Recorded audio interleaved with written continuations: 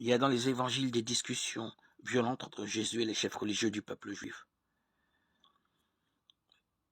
On peut le voir dans Saint Jean chapitre 7 et 8 et Saint Matthieu chapitre 23.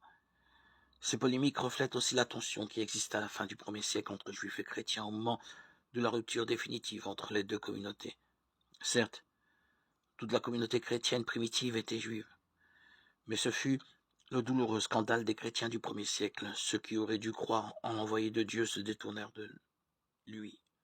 Les siens ne l'ont pas accueilli. Jean 1,11.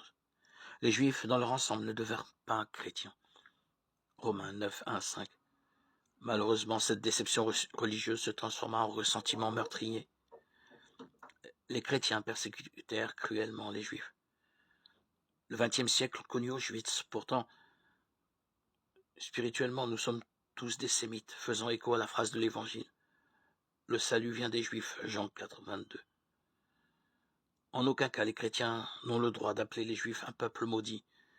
Depuis Abraham, Genèse 12, 2, 3, ils sont et demeurent un peuple béni. On a hélas cité trop souvent le cri de la foule juive à la condamnation de Jésus. Nous prononçons sang sur nous et sur nos enfants, Matthieu 27, 25. Mais penser que ce cri a attiré sur eux la malédiction de Dieu est une aberration. Pour les Juifs, comme pour tout homme, le sang du Christ apporte le pardon de tout péché. Acte 3, 13, 26. L'antisémitisme des chrétiens est un double crime.